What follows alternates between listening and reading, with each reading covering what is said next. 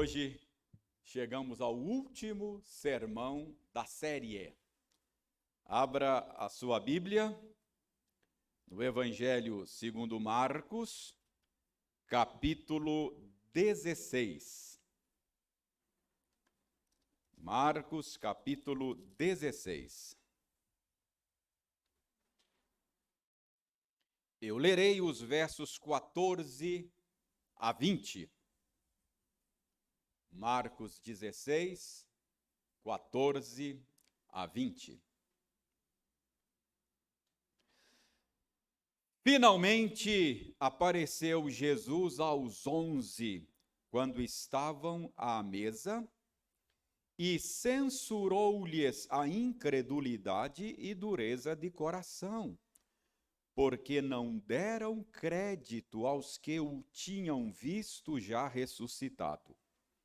E disse-lhes: Ide por todo o mundo e pregai o evangelho a toda criatura.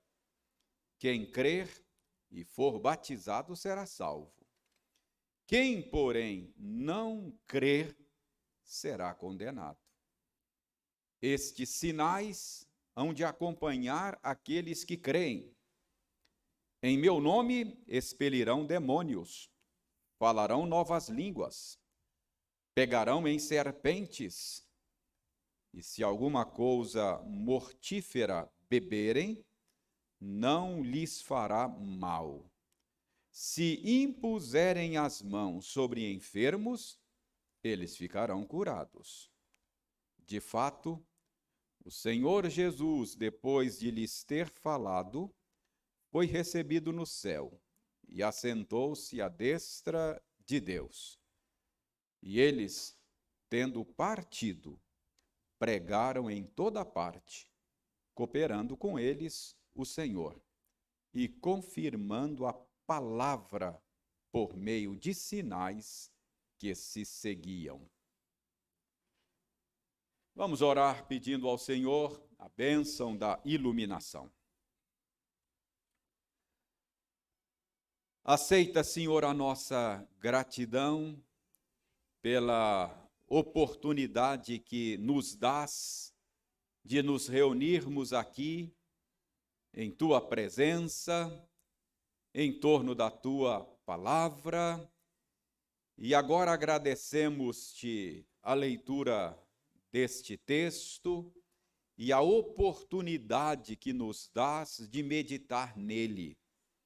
Abençoa-nos, ó Senhor, de tal maneira que ao meditar neste texto, possamos ouvir a Tua voz, contemplar a Tua glória e sermos transformados por Tua palavra.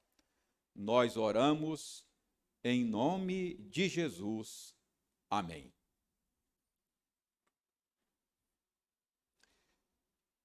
Irmãos, normalmente nós lemos a Bíblia como se a Bíblia fosse uma série de histórias desconexas. Mas, na verdade, a Bíblia narra uma única história.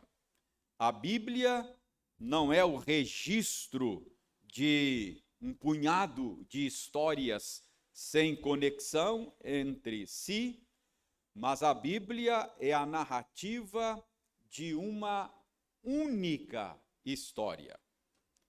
Na Bíblia, nós temos o registro da origem da raça humana, nós temos o registro da queda da raça humana e temos o registro de como Deus está fazendo tudo novo de novo.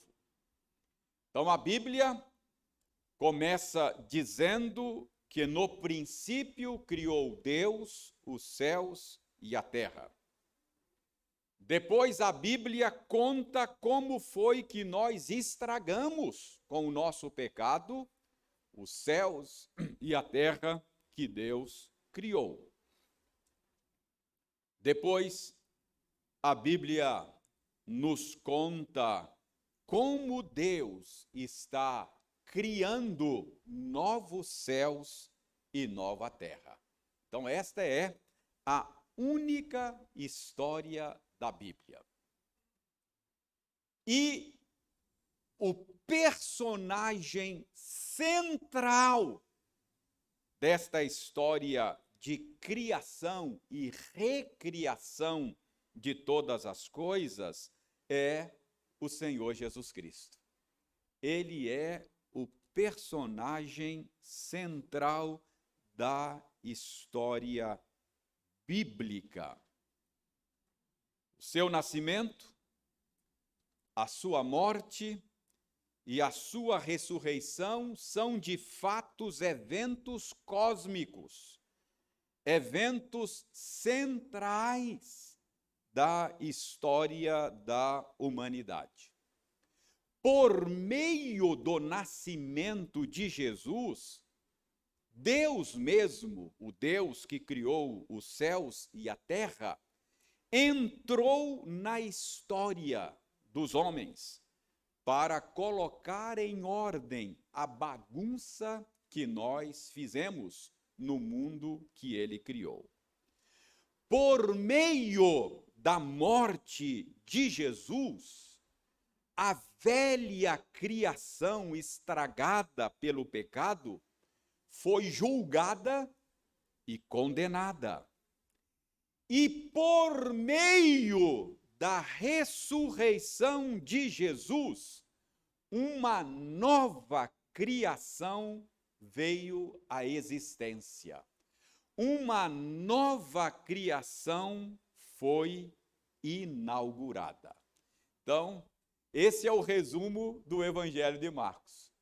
Foi isso que nós vimos ao longo desses 2 anos. E a pergunta agora, ao chegarmos ao final do Evangelho de Marcos, é: e depois da ressurreição de Jesus? O que acontece depois da ressurreição de Jesus? É disto que o nosso texto de hoje fala. Esta é a pergunta que nós vamos responder hoje. Depois da ressurreição de Jesus, deu-se início a uma nova etapa nesta história de recriação de todas as coisas. Dê uma olhada na sua Bíblia. Se você fechou a Bíblia, abra novamente aí em Marcos 16 e veja no verso 19 do texto que estamos analisando, mais precisamente aí no final do verso 19, é dito que depois que ressuscitou, Jesus foi recebido no céu. E diz aí que ele assentou-se à destra de Deus. O que isso significa? Isso significa uma nova etapa no ministério de Jesus.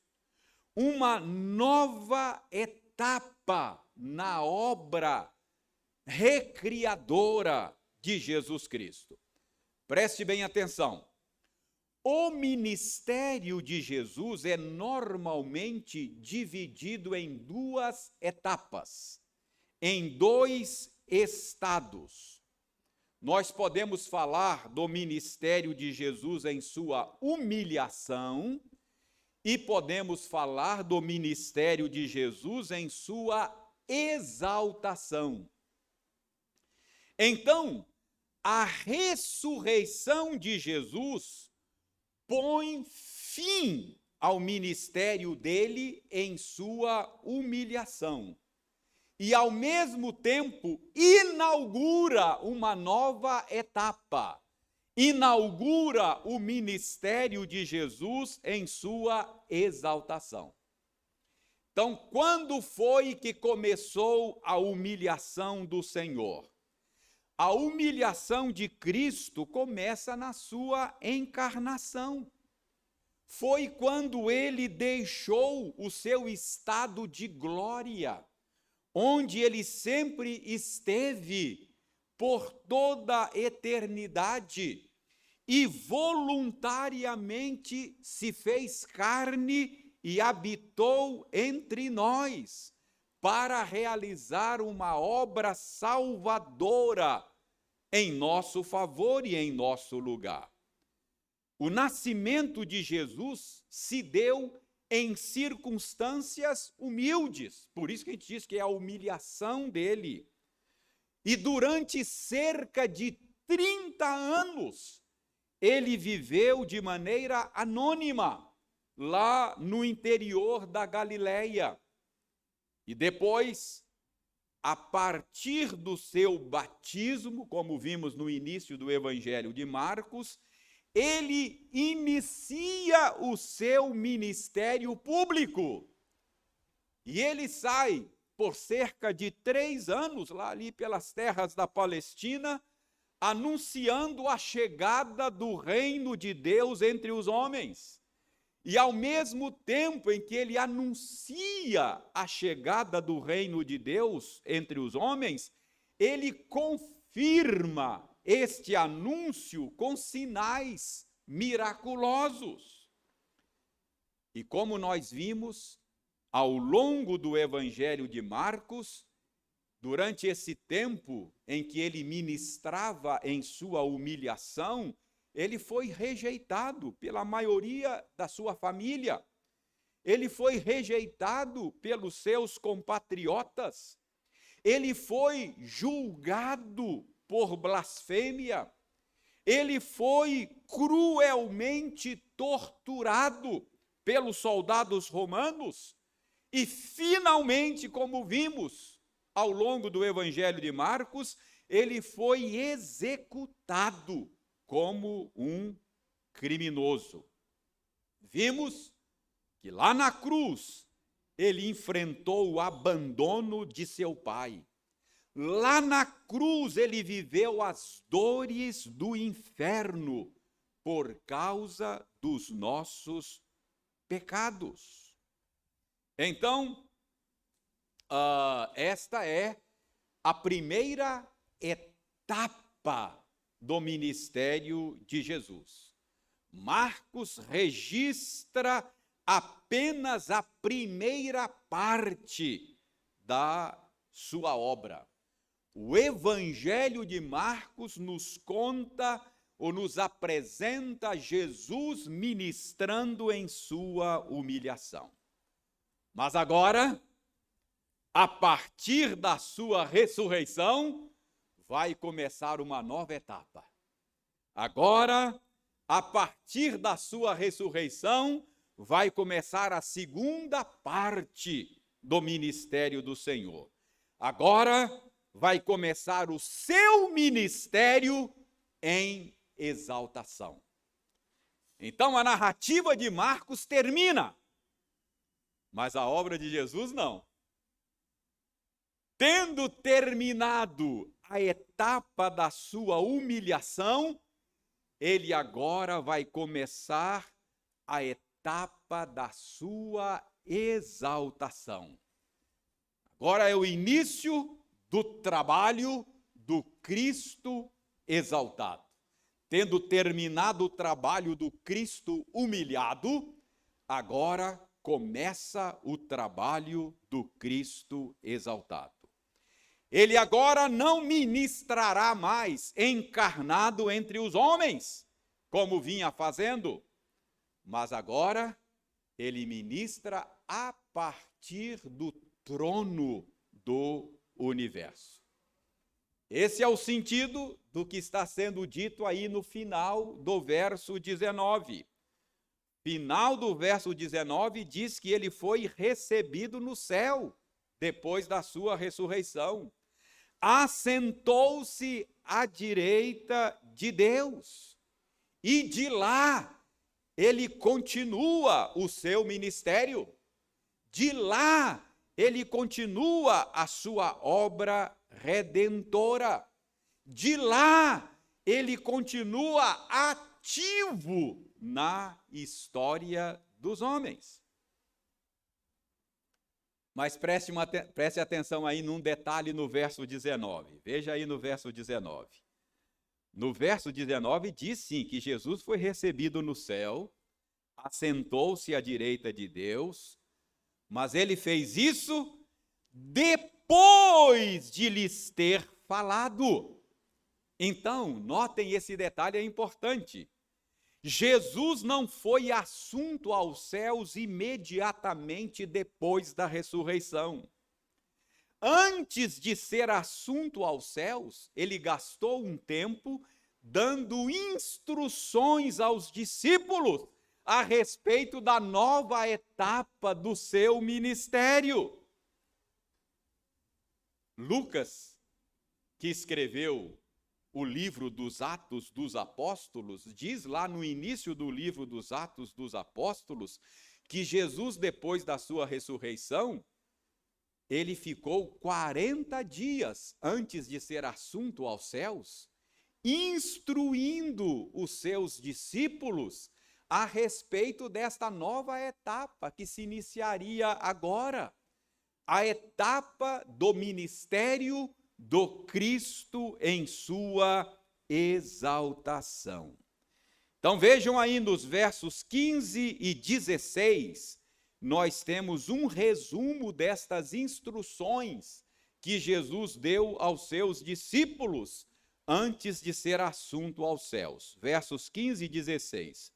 E disse-lhes: ide por todo o mundo e pregai o evangelho a toda criatura.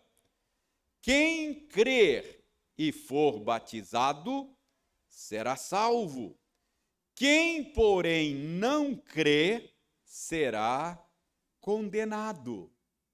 O que significa isto? Irmãos, isso significa que nesta nova etapa de seu ministério, Jesus vai expandir o seu reino. Preste atenção. Na primeira etapa, na etapa da sua humilhação, Jesus trouxe o reino de Deus para a história dos homens. Mas agora, na segunda etapa, na etapa da sua exaltação, este reino que ele trouxe será expandido. E como este reino será expandido? Este reino será expandido por meio da conquista dos corações dos homens. Jesus disse, está lá no Evangelho de João, que o reino de Deus está dentro em nós.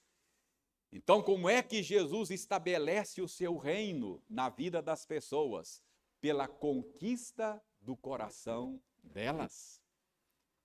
Ele passa a reinar no coração das pessoas. Então, agora chegou o momento em que Cristo vai expandir o seu reino por meio da conquista dos corações. É a velha promessa feita lá em Ezequiel.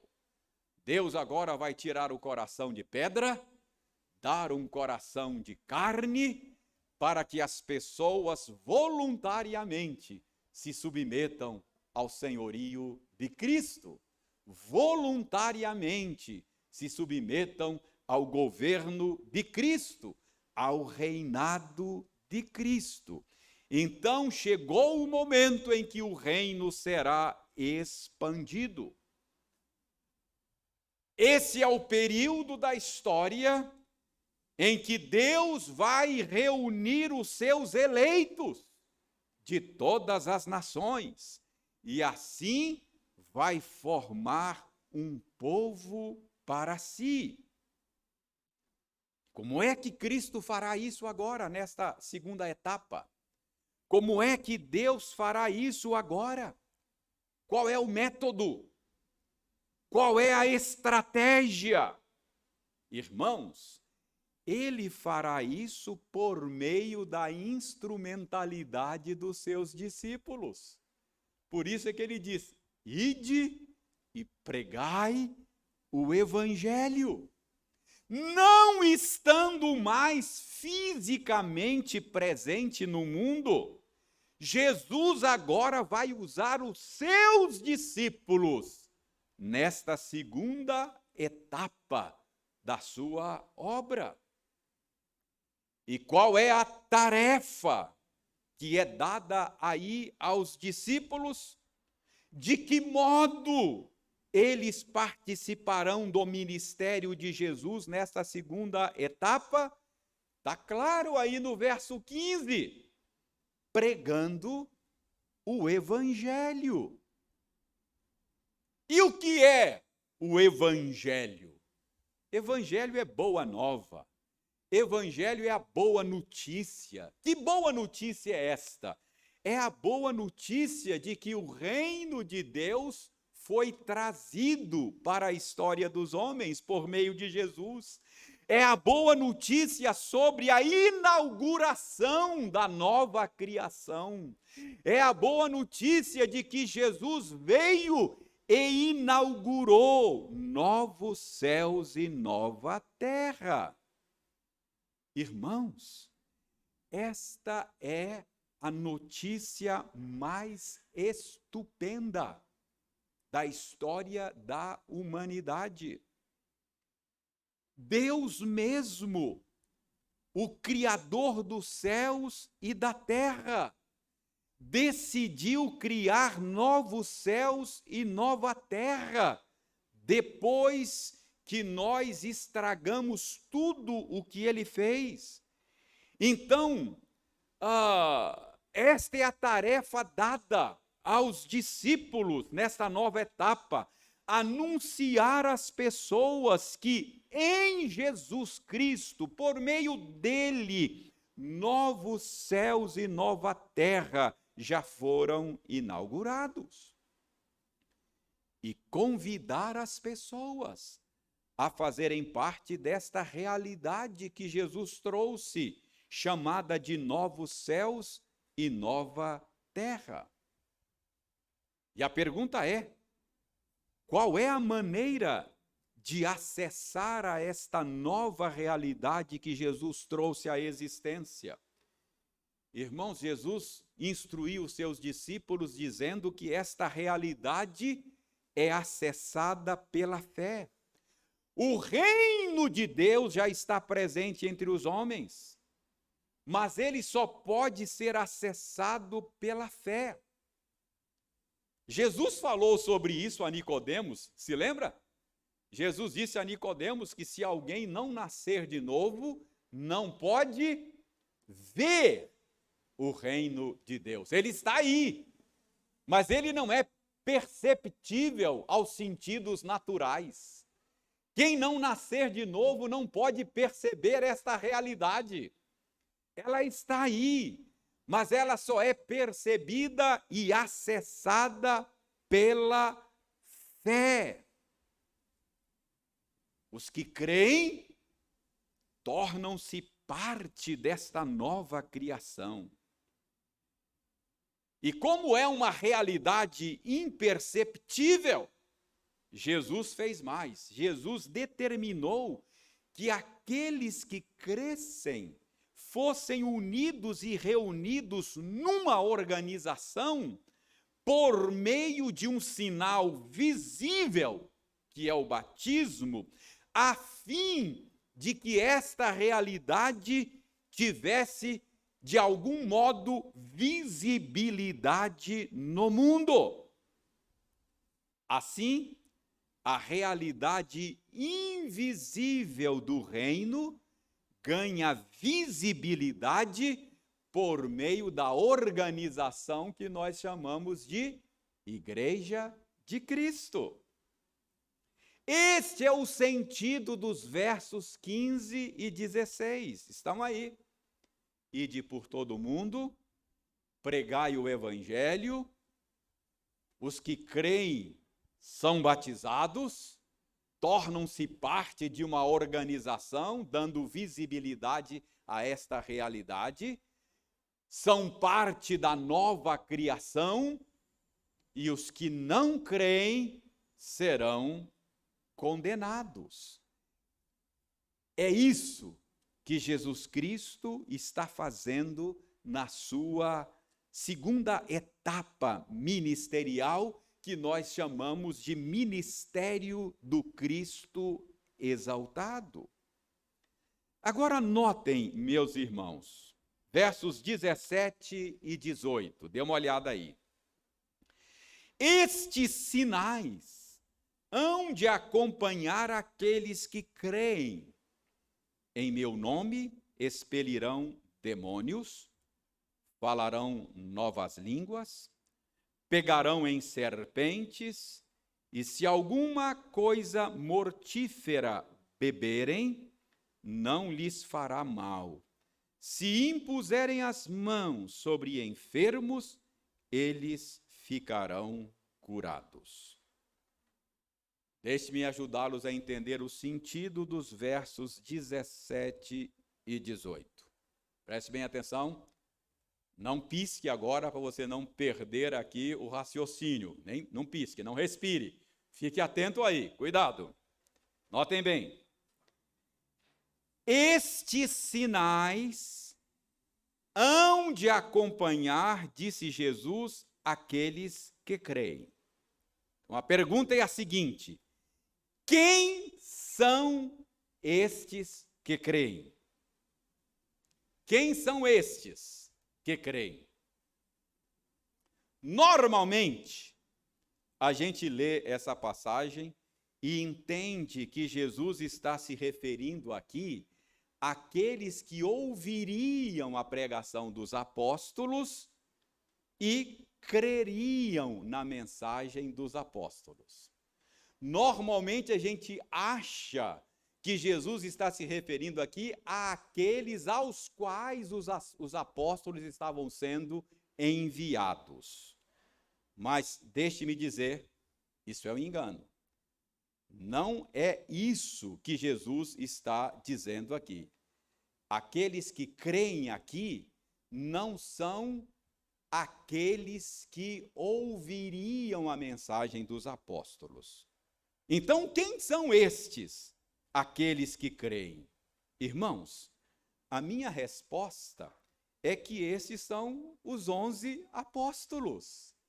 São os 11 apóstolos que estão sendo enviados. Como assim, pastor? Dê uma olhada no verso 14. Veja aí o verso 14. O verso 14 diz que Jesus apareceu aos 11 e Jesus censurou-lhes a incredulidade. Então preste atenção. Os 11 estavam reunidos. Eles tinham ouvido falar que Jesus tinha ressuscitado. Aliás, o próprio Jesus tinha dito a eles que isso aconteceria. Mas eles não acreditaram. Eles estavam incrédulos. O verso 14 diz que Jesus ressuscitado apareceu a eles e censurou-lhes a incredulidade. Então eles estavam abatidos, desanimados, achando que tudo tinha acabado. Jesus aparece para eles e fala: que isso, que é isso? Dá um puxão de orelha, acabou só a primeira parte, tem a segunda etapa ainda. Como é que vocês estão cabisbaixos e abatidos? Levanta a cabeça, seus incrédulos. Creiam! Percebe? Jesus faz um apelo para que os apóstolos continuem crendo. Ok? Então é isso que está acontecendo. Então, ele dá uma bronca e diz: não acabou não, tem mais, tem uma nova etapa. E aí ele dá a tarefa a eles. Qual é a tarefa?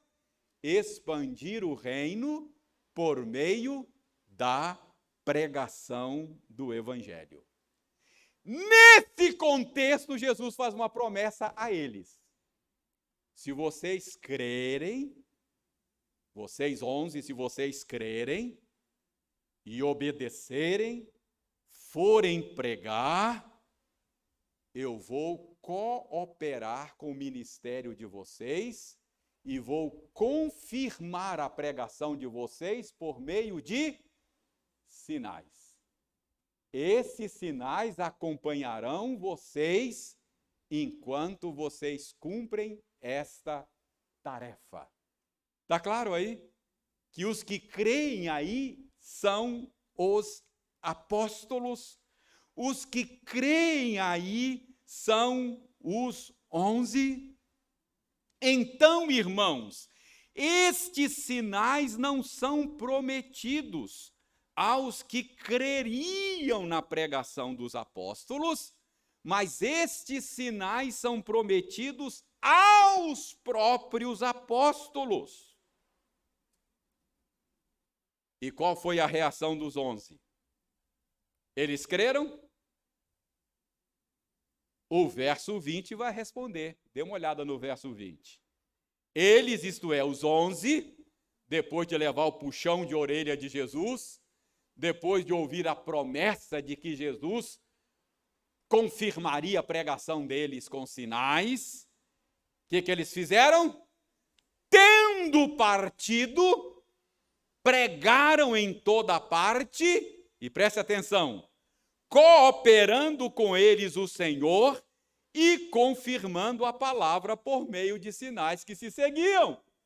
Então os 11 ouviram a promessa, creram, foram fazer o que Jesus mandou e Jesus cumpriu a promessa.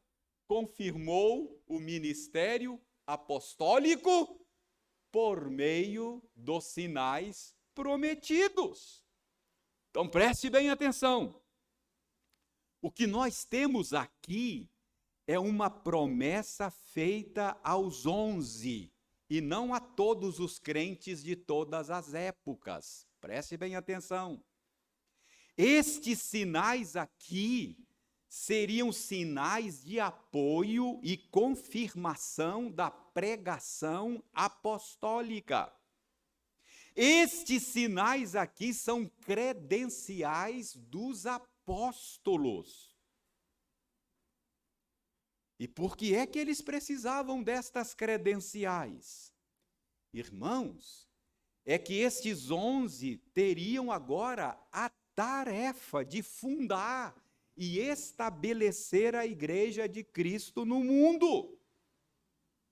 É por isso que nós falamos que a igreja é apostólica. É porque ela foi fundada pelos apóstolos de Cristo, por ordem e cooperação de Cristo. Paulo diz que nós estamos sendo edificados sobre o fundamento dos apóstolos. Então, irmãos, uma vez que a igreja foi plenamente fundada, uma vez que a igreja foi plenamente estabelecida, uma vez que o cânon da Escritura foi completado, a obra confiada aos apóstolos foi concluída. Eles fundaram a igreja, estabeleceram a igreja, nos deram a Escritura e cumpriram o papel deles. Não é difícil você perceber isso. Abra sua Bíblia em Hebreus. Hebreus capítulo 2. Hebreus capítulo 2, dê uma olhada aí. Verso 3 e 4. Hebreus 2, 3 e 4. Diz o seguinte: como escaparemos nós se negligenciarmos tão grande salvação? Aí ele diz que esta grande salvação, tendo sido anunciada inicialmente pelo Senhor. Então, essa grande salvação foi anunciada primeiramente por quem? Pelo Senhor Jesus. E depois foi confirmada pelos que a ouviram. Para quem Jesus passou o bastão? Pessoalmente. Para os apóstolos, os 11.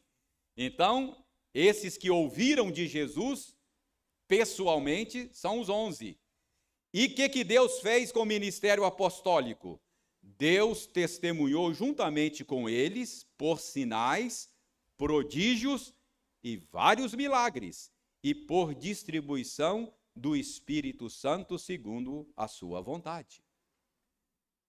Percebe? Como escaparemos se nós negligenciarmos essa grande salvação?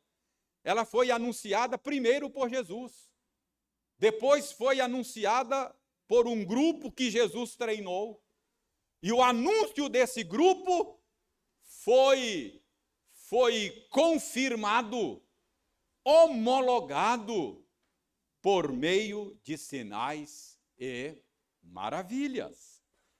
Então, o escritor de Hebreus fala aí de uma grande salvação que foi inicialmente proclamada por Jesus e depois ele passou o bastão aos apóstolos. E Deus confirmou o ministério, a pregação apostólica por meio de sinais. Então, preste atenção. A promessa desses sinais é feita aos apóstolos. Isso significa que Deus dotou os apóstolos de maneira especial para o ministério de fundação e estabelecimento da igreja. Estes sinais não foram prometidos para todos os crentes, mas aos apóstolos. Repito, o ministério apostólico é tarefa concluída.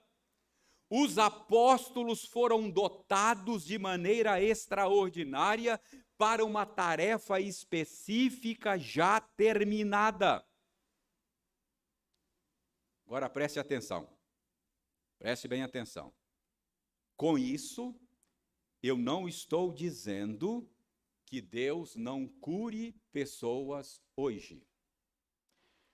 Com isso, eu não estou dizendo que Deus não faça milagres hoje. O que eu estou dizendo é que, uma vez consolidada a fundação da igreja, Deus opera de maneira diferente. Uma vez consolidada a fundação da igreja, Deus opera respondendo às orações da igreja de maneira soberana, conforme a sua vontade. O que eu estou dizendo é que nós não temos mais apóstolos hoje. Portanto, estes sinais cessaram com o término da obra apostólica. Irmãos, eu sei que nem todos concordam com isso. Eu sei que existem crentes sinceros, amados, que não concordam com o que eu estou dizendo. Talvez você até evoque, reverendo, o escritor de Hebreus que diz que Jesus Cristo é o mesmo, ontem, hoje e o será eternamente. Esse é um texto evocado para dizer que hoje existem pessoas habilitadas com os mesmos dons apostólicos. Irmãos, o mesmo autor de Hebreus diz que Jesus morreu de uma vez por todas pelos nossos pecados. Preste atenção. Dizer que Jesus é o mesmo ontem, hoje e o será para sempre, não significa dizer que ele esteja operando da mesma maneira. O autor de Hebreus diz que ele morreu uma vez por todas pelos nossos pecados. Jesus não morre mais a cada semana por você. Isso é teologia católica. A Igreja Católica Romana que crê que a cada missa o sacrifício de Jesus é repetido. Mas isso não está correto. Jesus é o mesmo, mas ele não está morrendo sempre. Morreu uma vez por todas, pelos nossos pecados. Pense comigo aqui. Deus é o mesmo ontem, hoje e o será para sempre? É. Mas Deus criou todas as coisas do nada em 6 dias e parou de criar. Ou Deus está criando ainda coisa do nada? Tá? Não está. Deus pode criar do nada? Pode. Mas Ele está fazendo isso hoje? Não. Por que Ele não está fazendo? Porque Ele escolheu fazer assim. Ele escolheu criar todas as coisas em 6 dias, descansou no 7º e a obra da criação acabou. Deus não continua criando do nada as coisas. Ele é o mesmo? É o mesmo. Continua operando da mesma forma na criação? Não. Hoje ele está sustentando o que criou e governando o que criou, mas ele parou de criar.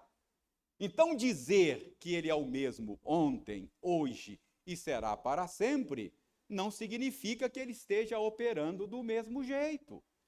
Então, Cristo operou por meio dos apóstolos de uma maneira, concluiu a obra apostólica, estabeleceu a sua igreja, fundou a sua igreja, e agora nós estamos edificando sobre esse fundamento que foi estabelecido. Uma vez que acabou o alicerce, agora você vai tecer paredes. Você não continua fazendo alicerce até o final. Não é assim? Então, o fundamento dos apóstolos já foi estabelecido. Então, meus irmãos, os apóstolos foram equipados para a obra de fundação e estabelecimento da Igreja de Cristo. Obra que foi concluída. E se você quiser ler de maneira ampla a obra apostólica, leia o livro dos Atos dos Apóstolos. Vá lá, você vai ver esses sinais lá. Paulo sendo mordido por uma serpente, lembra? Não é? Paulo, Pedro, João curando os enfermos, pregando o evangelho em idiomas que eles não conheciam por estudo, Pentecostes. Esses sinais acompanharam os apóstolos e eles cumpriram o papel que Deus lhes deu. Então, esse é o sentido dos versos 17 e 18 e o verso 20, resumidamente, diz que Jesus cumpriu a sua promessa.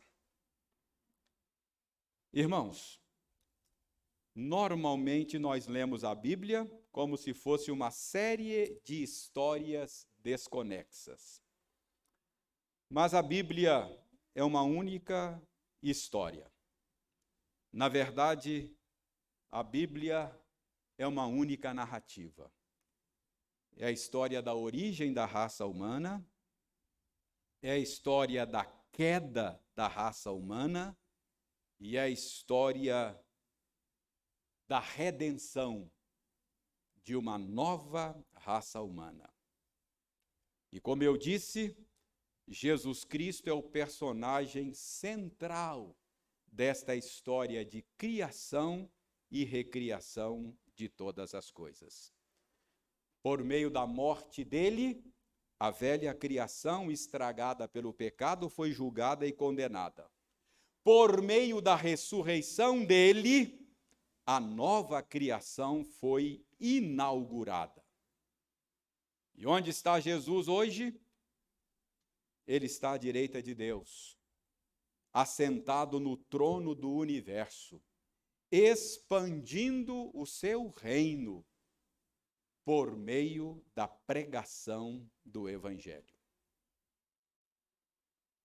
Então, uma nova etapa é iniciada depois que termina o Evangelho de Marcos.